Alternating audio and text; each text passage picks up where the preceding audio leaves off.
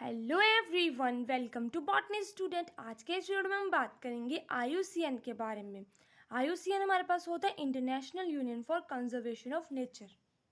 हम बहुत बार जो है वो IUCN red list threaten category के बारे में पढ़ते हैं, IUCN रेड डाटा बुक के बारे में पढ़ते हैं। सबसे पहले हमें पता होना चाहिए कि IUCN है क्या।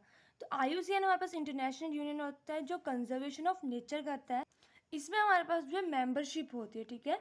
Is a membership union uniquely composed of both government and civil society organisation. Government और सिविल सोसाइटी ऑर्गेनाइजेशन मिलकर जो है वो एक यूनियन बनाते हैं। It provide public, private and non government organisation with the knowledge and tool that enable human progress, economic development and nature conservation to take place together।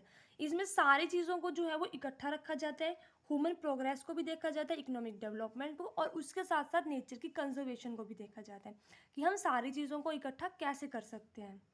IUCN जो है वो क्रिएट हुआ था 1948 में और इवॉल्व हुआ था world largest and most diverse environment network. It is the global authority dedicated to finding realistic solution to our most pressing environment and development challenge। जो भी हमारे पास environment से related challenge है उनको ये solve करता है।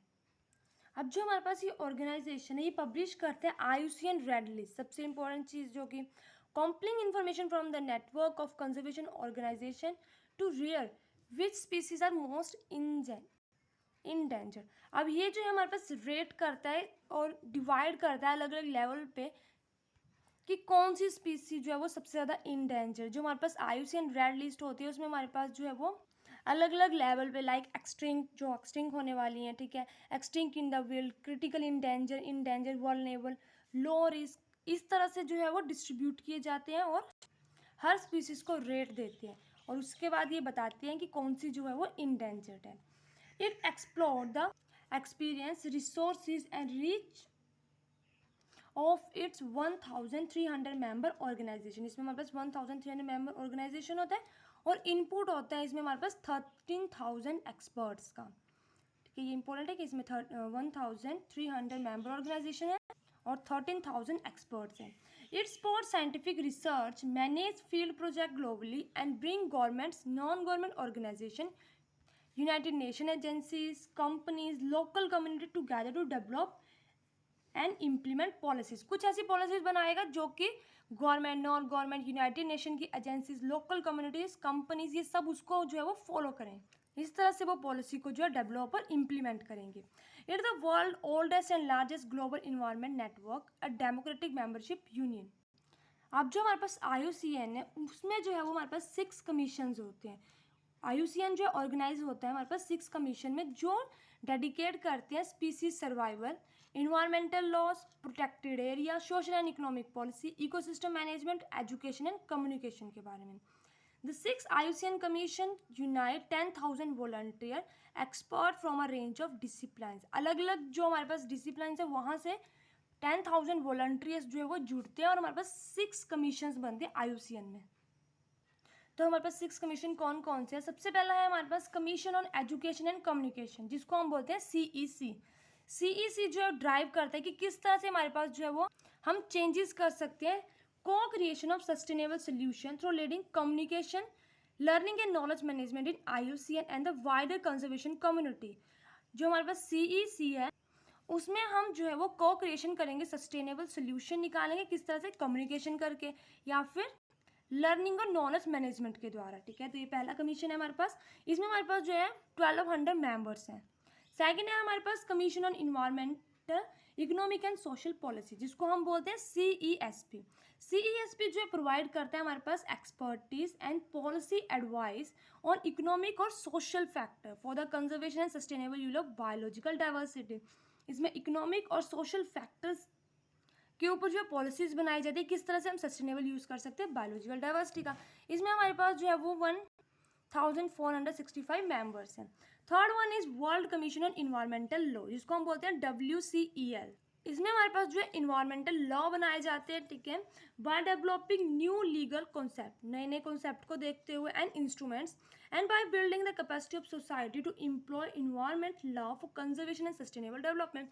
किस तरह से उन इन्वायरमेंट लॉ को जो है वो यूज़ किया जा रहा है सस्टेनेबल डेवलपमेंट के लिए। इसमें हमारे पास 800 मेंबर्स हैं। थर्ड है हमारे पास कमीशन ऑन इकोसिस्टम मैनेजमेंट, जिसको हम बोलते हैं CEM।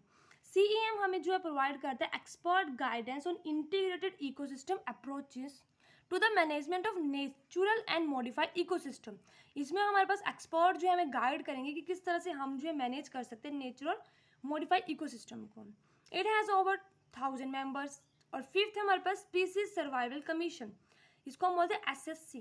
SSC जो हमारे पास है वो एडवाइस करता है union on the technical aspect of species conservation and mobilise action for those species that are threatened with extinction. ऐसी स्पीसीज के ऊपर ये नज़र रखेंगे जो कि थ्रेटन के साथ साथ एक्सटिंक्ट होने की कगार पे हैं, ठीक है। It has over 7500 members. Sixth है हमारे पास world commission on protected area, जिसको हम बोलते हैं WCPA।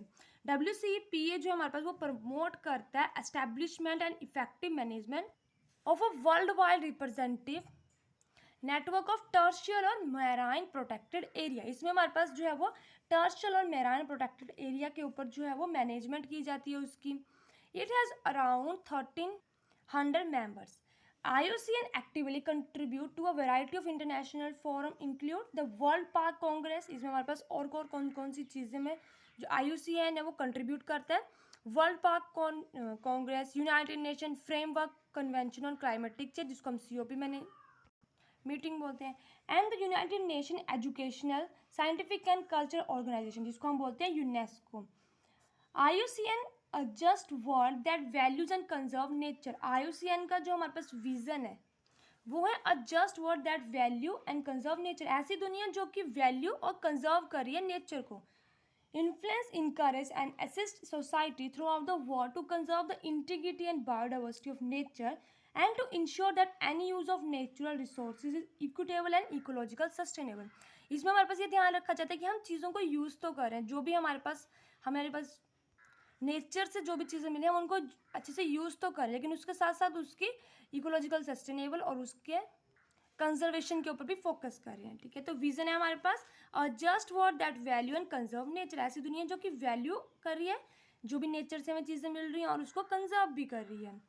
मिशन की बात करते हैं तो its mission is to influence, encourage and assist society throughout the world to conserve integrated and diversity of nature, जो कि हमारे पास जो है कंजर्व करे और डाइवर्सिटी ऑफ नेचर, कि हम कोई भी चीज़ को यूज़ कर रहे हैं उसको लिमिटेड अमाउंट में यूज़ करें, किसी भी चीज़ की जो है हम बर्बादी नहीं कर रहे हैं, नेचुरल रिसोर्स को हम यूज़ कर रहे हैं इक्विटेबल एंड इकोलॉजिकल सस्टेनेबिलिटी के साथ।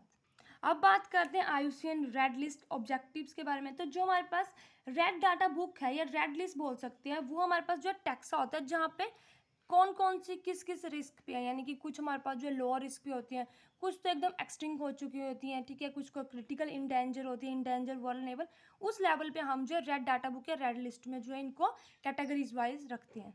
मेन ऑब्जेक्टिव क्या है हमारे पास रेड लिस्ट ऑब्जेक्टिव के, तो जो हमारे पास IUCN रेड लिस्ट है उसके ऑब्जेक्टिव है identification and documentation of endangered species, जो इंडेंजर्ड है उनके आइडेंटिफिकेशन करेंगे।